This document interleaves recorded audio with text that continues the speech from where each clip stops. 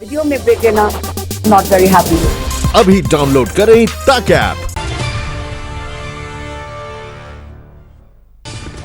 नमस्कार, आप देख रहे हैं स्पेशल रिपोर्ट न्यूज रूम से। आपके साथ मैं हूं अंजना ओम कश्यप। मुंबई पहले से ही कोरोना के कहर को झेल रहा था। इधर निसर्ग तूफान ने भी आज तबाही मचाई।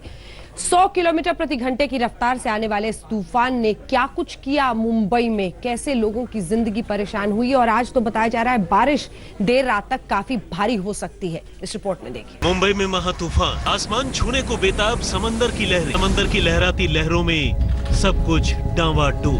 कोरोना के कहर से जूझती मुंबई में समंदर से उठी आफत की लहरें आसमान छूकर धरती पर बरसने लगी। तूफानी हवाओं की सनसनाहट किसी अनहोनी की आशंका की जैसे गवाही देने लगी। मुंबई इस तूफान का गवाह बनी तो शिकार भी। समंदर में ऊंची ऊंची लहरें उठने लगी। तटवर्ती इलाकों में जोरदार बारिश भी शुरू हो गई। हम लोग इस वक्त वाशी ब्रिज पे मौजूद हैं। करीब 1.5 घंटा पहले साइक्लोन निसर्ग ने लैंडफॉल किया अलीबाग में, और अब करीब 3 बज चुका है और जो विंड स्पीड है वो स्पीड पेस पकड़ रही है। अब वाशी ब्रिज पे आप देख सकते हैं अभी का अगर विंड स्पीड आपको बताएं तो ये 100 से 110 किलोमीटर पर आवर की स्पीड पे विंड चल रहा है। और जो मुंबई का यूजुअल मॉनसून होता है उसमें जो विंड स्पीड होती है वो मैक्सिमम 40 किलोमीटर प्रति घंटे की रफ्तार पे जाती है। पर ये जो साइक्लोन स्टॉर्म है जो आज से 100 साल में मुंबई ने कभी नहीं देखा, इस तरीके का विंड स्पीड लाया है जो पेड़ों को उधेड़ के फेंक सकता है। इलेक्ट्रॉनिक वायर्स जो है उनकी छत उनको नुकसान पहुंचा सकता है। तो हम लोग होप करते हैं कि इस तरीके का कोई सिचुएशन ना खराब हो मुंबई शहर में और महाराष्ट्र राज्य में। पर इस वक्त में जो विंड स्पीड है वो 100 से 110 किलोमीटर प्रति घंटे की है और इसमें खड़ा होना भी मुश्किल हो पा रहा है। 120 किलोमीटर की रफ्तार से साएं साएं करती तूफानी हवाओं के जोर में न जाने कितने पेड़ उखड़ गए, टीन के टप्पर उड़ गए, मोटरसाइकिलें उड़ गई। दोपहर 3 बजे निसर्ग तूफान समुद्र के तट से टकराया और उसके साथ ही समंदर में जैसे तूफान उठ गया। तमाम इलाकों में तूफानी हवाओं के साथ झमाझम बारिश भी होने लगी। तूफान की आशंका में लोग पहले से ही घरों में कैद थे। तूफानी हवाओं में नवी मुंबई के बस स्टॉप के बोर्ड धरती पर आ गिरे। तूफान जब अपने फुल फॉर्म में पहुंचा तो चारों तरफ बर्बादी के निशान छोड़ने लगा। ये मुंबई की एक मुख्य सड़क है। जेजे फ्लाईओवर से उतरने के बाद कुछ छोटी छोटी जगह पर इस तरीके के पेड़ यहाँ पर गिरे हुए हैं। हालांकि अभी इतना बहुत ज़्यादा हवा का स्पीड नहीं है, बहुत ज़्यादा तेज़ी से हवा नहीं बह रही है, लेकिन उसके बावजूद इस तरीके का डिस्ट्रक्शन मुंबई में फिलहाल देखने को मिल रहा है। अब साइक्लोन करीब करीब हिट कर चुका है अलीबाग के पास में, और उसके बाद ये विंड का स्पीड जो है, ये हवा की रफ्तार जो है वो और बढ़ सकती है। तब और किस तरीके से ये डिस्ट्रक्शन देखने मिलेगा वो देखना है। हालांकि अभी तक कोई बीएमसी के लोग यहाँ पर नहीं आए हुए हैं। मुंबई के समुद्र तट पर निसर्ग तूफान के टकराने से पहले बांद्रा वर्ली सी लिंक पर ट्रैफिक की आवाजाही रोक दी गई थी। एयरपोर्ट पर सभी उड़ानों को रोक दिया गया था। निसर्ग की मुसीबत से निपटने के लिए मुंबई का प्रशासन पहले से ही तैयार था। जहां खतरा ज्यादा था वहां से लोगों को सुरक्षित ठिकानों तक पहुंचा दिया गया। तूफान से निपटने के लिए एनडीआरएफ की 20 टीमें तैनात कर दी गई थी। एनडीआरएफ का जहां तक सवाल है, लगभग 43 टीमें डिप्लॉय हैं दोनों राज्य मिलाकर के। 21 टीमें महाराष्ट्र में हैं, 16 टीमें गुजरात में हैं। खतरे का जहां तक सवाल है, मैं अपेक्षाकृत देखा जाए तो अम्फन के हिसाब से ये एक कमतर साइक्लोन माना जाएगा और इसको सीवियर साइक्लोन की कैटेगरी में रखा गया। लेकिन साइक्लोन अपने आप में एक खतरे की घंटी होती है, और किसी भी रिहायशी इलाके से साइक्लोन जब गुजरता है, वो तो हर दिन तो होता नहीं है, तो इसकी खतरे और डेंजर का पोटेंशियल पूरा रहता है। निसर्ग तूफान किसी के लिए खौफ का पर्याय था तो कहीं लोग वीडियो बनाते भी नजर आए। वर्सोवा में अभिनेत्री डिंपल कपाडिया बेटी ट्विंकल के साथ तूफानी हवाओं में झूमते पेड़ों का वीडियो बनाती हुई दिखी। अक्षय कुमार है वो और ट्विंकल और डिंपल तीनों यहाँ बैठ के आनंद ले रहे हैं। और थोड़ी देर पहले हमने देखा था कि खाली डिंपल कपाडिया काफ़ी देर से बैठी हुई थी, लेकिन उनकी बेटी भी आ गई यहाँ पे और उसके बाद अक्षय कुमार भी आ गए। तीनों यहाँ पर फिलहाल आनंद ले रहे हैं। जैसा कि अक्षय कुमार ने कहा था कि भाई कोई बाहर नहीं निकले घर से, तो वो भी यही इंश्योर कर रहे हैं कि उनके भी घर के सभी सदस्य यहीं पर रहें। हालांकि दोपहर बाद तूफानी हवाओं का जोर थम गया, रफ्तार 50 किलोमीटर तक पहुंच गई। यानी मुंबई पर तूफान के जिस खतरे की आहट थी वो करीब करीब टल ही गया। लेकिन ये भी करीब करीब तय है कि तेज बारिश मुंबई को बेहाल करती रहेगी। विद्या, सौरभ वक्तानिया और तनुश्री पांडे के साथ साहिल जोशी, मुंबई आज तक। आज सुबह से इस तूफान का अंदेशा था, जिसके बाद धीरे धीरे जानकारी आई कि अलीबाग से शुरू होकर ये तूफान पूरे मुंबई पर असर डालेगा। आइए आपको तस्वीरें दिखाते हैं। कई जगहों पर पेड़ उखड़ गए, कहीं पर टिन की छत थी वो उड़ गई। मतलब इतनी तेज हवा थी कि मोटरसाइकिल सड़क पर पार्क्ड है तो वो गिर गई। क्या असर हुआ, इस रिपोर्ट में। निसर्ग तूफान की बला तो मुंबई से कुछ ही घंटों के भीतर टल गई, लेकिन इन 2-3 घंटों में इस तूफान ने मुंबई की सूरत बदल दी। तूफानी हवाओं ने MMRDA कोविड सेंटर को तबाह कर दिया। बांद्रा कुर्ला कॉम्प्लेक्स में बने MMRDA के ग्राउंड को कोविड सेंटर बनाया गया था। यहाँ कोरोना के 300 मरीज भर्ती भी थे। तूफान को देखते हुए इन्हें दूसरे अस्पतालों में शिफ्ट किया गया था। अब तूफान के गुजर जाने के बाद BMC के लोग यहाँ हुए नुकसान का आकलन कर रहे हैं। हम इस वक्त पे MMRDA ग्राउंड के बाहर मौजूद हैं और ये कोविड सेंटर है।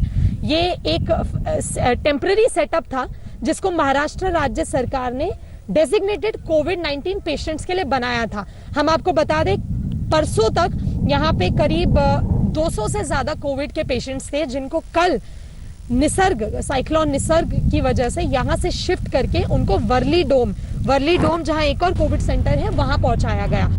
समंदर किनारे बसे जुहू इलाके में भी तूफानी हवाओं का कहर साफ दिखाई दिया। पेड़ों से डालियां टूट कर सड़कों पर आ गिरी। बॉलीवुड के महानायक अमिताभ बच्चन के बंगले के पास भी कई पेड़ों की डालियां टूटकर सड़कों पर आ गई। इस वक्त हम अमिताभ बच्चन के घर के बाहर जुहू में हैं और यहाँ आप देख लीजिए बहुत ज्यादा असर जो है वो दिख तो नहीं रहा है, क्योंकि देख लीजिए बंगला तो है वो सुरक्षित है, काफी अच्छे तरीके से प्रोटेक्ट कर दिया गया है, लेकिन आसपास के जो पेड़ हैं वो काफी उनके पुराने पत्ते हैं, जो ब्रांचेस हैं जो सूख गए हैं, वो उनको काफी नुकसान हुआ है। वो इधर उधर गिर गए हैं। यहाँ सड़क पे भी आप देख सकते हैं काफी जगहों पर जो छोटे छोटे ब्रांचेस हैं वो गिरे हुए हैं। समंदर के पास बसे वासी इलाके में तूफानी हवाओं के चलते तमाम होर्डिंग्स नीचे गिर गए। हवाएं इतनी तेज थी कि इंसान के लिए धरती पर पांव जमाए रखना भी मुश्किल था। इस वक्त हम वाशी ब्रिज पर मौजूद हैं और हवाएं बहुत ही ज्यादा तेज हो गई है और इस ब्रिज पर जो पोल्स के ऊपर जो एडवर्टाइजिंग बोर्ड्स थे वो ज्यादातर गिर चुके हैं। यहाँ पर आप देखिए लाइन से जो बोर्ड्स हैं, बड़े बड़े ये एडवर्टाइजिंग बोर्ड्स हैं और ये सारे के सारे जो बोर्ड्स हैं वो इस पोल्स पर लगे हुए थे, सारे अब इस लेन पर गिरे हुए हैं और जो बाइक्स है उनको यहाँ से जाने में काफी ज्यादा दिक्कतों का सामना करना पड़ रहा है। साइक्लोन निसर्ग दिनांक 30 जून। हालांकि मुंबई में निसर्ग तूफान के आने के पहले ही सारी तैयारियां कर ली गई थी। धारा 144 लगा दी गई थी। लोगों को घरों से बाहर निकलने पर भी पाबंदी थी। लेकिन निसर्ग तूफान ने ही मुंबई का काम आसान कर दिया। हवाओं की रफ्तार 120 किलोमीटर से 50 किलोमीटर तक पहुंच गई। लिहाजा मुंबई तूफान के किसी बड़े कहर से बच गई। यहाँ तक कि शाम 6:30 बजे के बाद एयरपोर्ट पर उड़ानों की टेक ऑफ और लैंडिंग भी शुरू हो गई। तनुश्री पांडे और विद्या के साथ सौरभ वक्तानिया, मुंबई आज तक। अब आइए आपको दिखाते हैं आखिर ये निसर्ग तूफान पहली बार आज भारत में कहां पर सामने आया।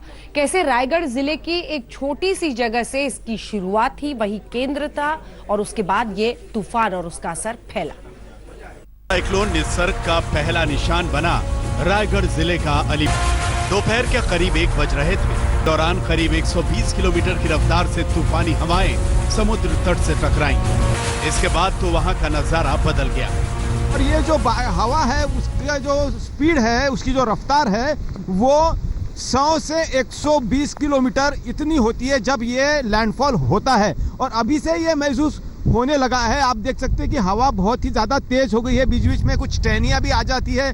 पत्ते तो यूं उड़ के गिर रहे हैं, दरवाजे हिलने लगे हुए हैं और लोग फिर भी है कि देखिए यहाँ पर ये मछुआरे हैं या इस कोलीवाड़ा के इलाके वो उत्सुक है, वो बाहर आ गए हैं। अलीबाग वो इलाका है यहाँ मुंबई के तमाम सितारों और सुपर सितारों के बंगले हैं। सलमान खान और शाहरुख खान का भी यहाँ बंगला है और यहीं पर दस्तक दी निसर्ग तूफान ने।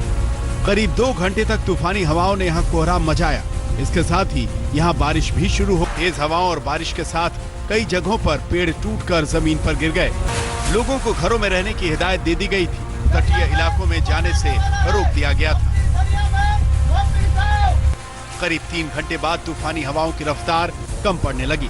शाम 5 बजे के बाद हालात सामान्य होने लगे। हवाओं का जोर कम हो गया। तूफान की रफ्तार कम क्या हुई, लोगों को लगा कि कोई बड़ी बला टल गई। मौसम विभाग का भी कहना था कि लैंडफॉल को पूरा होने में करीब 3 घंटे लगेंगे। इसके बाद ये आगे बढ़ जाएगा। सीवियर साइक्लोनिक स्टॉर्म निसर्ग अभी लैंडफॉल इसका करीब 1 बजे के आसपास से स्टार्ट हो चुका है। ये लैंडफॉल कंप्लीट होने में मोर और लेस 3 आवर्स टाइम लेगा। एक्सपेक्टेड बाई 3:30-4 o'clock तक ये इसका लैंडफॉल कंप्लीट हो जाएगा। 1891 के बाद पहली बार महाराष्ट्र के तटीय इलाकों में ऐसे तूफान का तांडव सामने आया। अलीबाग में 3 घंटे तक निसर्ग तूफान का असर रहा, लेकिन इन 3 घंटों में अलीबाग की सूरत बदल गई। पूरा इलाका पानी पानी हो गया। पंकज खेलकर, अलीबाग, आज तक। हम तस्वीरें एक बार फिर से आपको दिखा रहे हैं किस तरह की बर्बादी का मंजर रहा है। अलग अलग जगहों की तस्वीरें हैं। कई जगहों पर टिन की छतें थी वो उड़ गई, कहीं पर तेज हवाओं की वजह से पेड़ गिर गए, भारी बारिश। लेकिन आज मुंबई को लेकर आशंका है कि देर रात वहां पर ज्यादा बारिश हो सकती है। उन परिस्थितियों पर रहेगी सभी की नजर। तस्वीरें फिलहाल आप देख रहे हैं, रत्नागिरी की ये तस्वीरें हैं और ऐसा ही कई जगहों से तस्वीर आई। बड़े लंबे वक्त बाद, लगभग 100 से 130 साल के बाद इस तरह का तूफान जून के महीने में मुंबई में आया। हम आपको दिखाते हैं ये रिपोर्ट। न सिर्फ अलीबाग बल्कि इसी के साथ रत्नागिरी, पालघर, तमाम इलाके जो प्रभावित हुए हैं उन सब की ये रिपोर्ट है। 129 साल बाद आया इतना भयानक तूफान। महाराष्ट्र से लेकर गुजरात तक निसर्ग ने मचाई तबाही। घर मकानों की छतें उड़ा कर ले गया बर्बादी का निसर्ग। तूफान मारते समंदर में फंस गया भारी भरकम जहाज। सनसनाती हवाओं ने लोगों की जिंदगी उजाड़ कर रख दी। कान फोड़ती हवाओं की आवाज, तूफान मारता समंदर, मूसलाधार बारिश। सदी का सबसे बड़ा तूफान निसर्ग बनकर आया तो महाराष्ट्र में चारों तरफ तबाही का मंजर है। कोरोना काल में महाराष्ट्र पहले से ही सबसे बड़ी त्रासदी झेल रहा है। एक अदृश्य वायरस ने लोगों का जीना दुश्वार कर रखा है। भारत में कोरोना के आंकड़े 2 लाख के पार पहुंच गए हैं। ऊपर से ये तूफान, इसे कहते हैं कुदरत का कहर। पता नहीं ईश्वर के मन में क्या चल रहा है।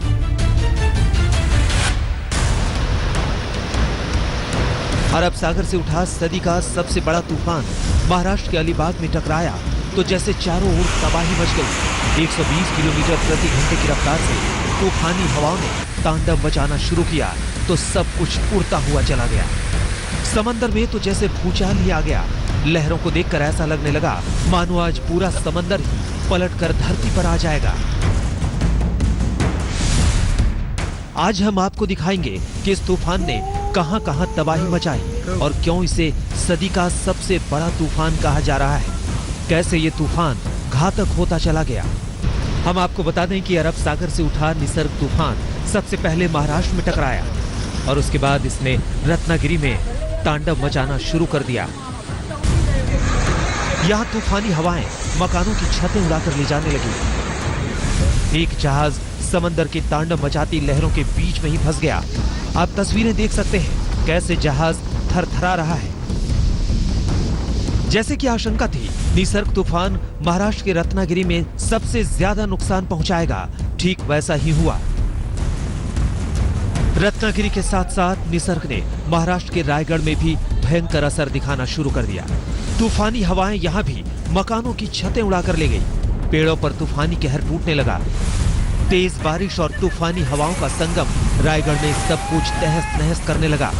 इसके चलते कई पेड़ और बिजली के खंभे उखड़ गए। एनडीआरएफ की टीमें अपने मिशन में जुट गईं। रायगढ़ में और काफी वहां नुकसान हुआ है। पेड़ बहुत सारे टूटे हैं, पोल्स टेढ़े मेढ़े हो गए हैं और बिल्डिंग्स को नुकसान हुआ है, स्पेशली जिनके छत जो है पक्के नहीं थे। लेकिन अब रेस्टोरेशन का काम जरूरी है और ऑलरेडी एनडीआरएफ की टीमें बाहर निकल के आ गई हैं। जहां जहां सेफ्टी है वहां पर काम करना शुरू कर दी है। रायगढ़ के बाद निसर्ग तूफान मुंबई में तबाही मचाते हुए ठाणे और पालघर की तरफ बढ़ गया। हम आपको बता दें कि निसर्ग तूफान ने महाराष्ट्र के सिंधुदुर्ग, रत्नागिरी, रायगढ़, अलीबाग, मुंबई, ठाणे और पालघर में भयंकर तांडव मचाया। 12:30 से 2:30 बजे तक का लैंडफॉल हो चुका है और उसका अभी जो सिर्फ पोस्ट लैंडफॉल इफेक्ट है हम लोग जो मुंबई और ठाणे में देख रहे हैं। हालांकि यहाँ पे सभी जगह पे विंड स्पीड बढ़ गया है और बारिश भी बढ़ गई। पूरे दिन भर में हम लोग देख रहे हैं कि बारिश है। ये पूरा पोस्ट लैंडफॉल इफेक्ट है। महाराष्ट्र में निसर्ग का आगमन दोपहर 12 बजे हुआ और कई घंटों तक ये अरब सागर के तटीय इलाकों में तांडव मचाता रहा। साइक्लोन निसर्ग की वजह से महाराष्ट्र में एनडीआरएफ की 20 टीमों को तैनात किया गया था। मुंबई में 8 टीमें, रायगढ़ में 5 टीमें, पालघर में 2, ठाणे में 2, रत्नागिरी में 2 और सिंधुदुर्ग में 1 टीम को तैनात किया गया था। मौसम विभाग के साइक्लोन ई एटलस के मुताबिक 1891 के बाद पहली बार अरब सागर में महाराष्ट्र के तटीय इलाके के आसपास इतना बड़ा समुद्री तूफान आया है। यानी 1 सदी से भी अधिक समय में ऐसा पहली बार हुआ है जब अरब सागर में विकसित होने के बाद कोई तूफान महाराष्ट्र से टकराया है और तबाही आंखों के सामने है। हमने निसर्ग तूफान के हर राज्य से तस्वीर आपको दिखाई, हमने दिखाई आपको रिपोर्ट कहां पर क्या हो रहा था। अब लिए चलते हैं आपको गुजरात और दिखाते हैं गुजरात में इस निसर्ग तूफान का क्या असर हुआ। दमन, क्या कुछ यहां पर हुआ, क्या हुआ अन्य इलाकों में गुजरात में, इस रिपोर्ट में देखिए। कोरोना का कहर अभी देश झेल रहा है। हर रोज मौतों से लेकर संक्रमितों की संख्या बढ़ती ही जा रही है। ऊपर से एक के बाद एक तूफान तबाही लेकर आ रहे हैं। चक्रवाती तूफान निसर्ग ने महाराष्ट्र और गुजरात में जोरदार ढंग से दस्तक दी और मौसम वैज्ञानिकों की माने तो अगले 12 घंटे में कुछ भी हो सकता है। ये समय सतर्क रहने का है क्योंकि अरब सागर से उठे निसर्ग का असर अभी और देखने को मिल सकता है। निसर्ग ने जिस तरह से तांडव मचाया, 2 राज्यों को हिलाकर रख दिया। अभी तक आपने महाराष्ट्र के निसर्ग का तांडव देखा, अब गुजरात की तस्वीरें भी आपको दिखाते हैं।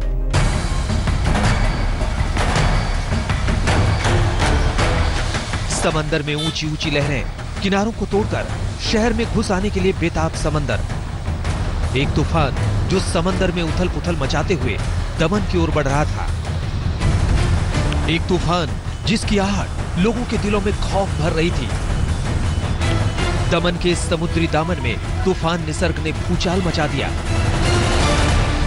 करीब 7 एनडीआरएफ की टीमें दक्षिण गुजरात में डिप्लॉय की गई है, जिसकी वजह से जो लोग यहाँ पे और आम जो कच्चे घरों के अंदर रह रहे हैं उन लोगों को भी यहाँ से सुरक्षित स्थानों पर पहुँचाया गया है। करीब 4000 जितने लोग हैं उनको सुरक्षित स्थानों पर पहुँचाया गया है। तो वही अगर वलसाड़ की बात की जाए, नवसारी की बात की जाए तो वहाँ पे भी एनडीआरएफ की टीम ने कई लोगों को अभी से ही स्थलांतर करवा दिया है ताकि वो सुरक्षित स्थानों पर पहुँच जाए। और जो मछुआरे हैं उनको लगातार ये वार्निंग इश्यू कर रहे हैं कि जो मछुआरे हैं वो समुद्र में ना जाए।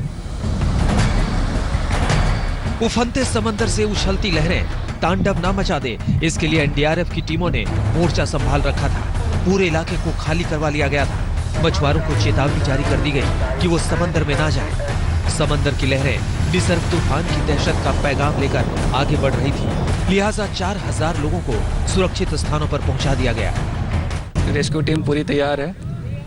हम जो भी होगा, जिससे जैसे भी होगा, हम निपटने के लिए तैयार है। हमारी 2 टीमें अभी डिप्लॉयड है और नवसाद में भी 2 टीमें हैं, सिलवासा में 4 टीमें आ रही हैं और बाकी कुछ और बैकअप हमारी हैं जो रेडी हालात में हैं।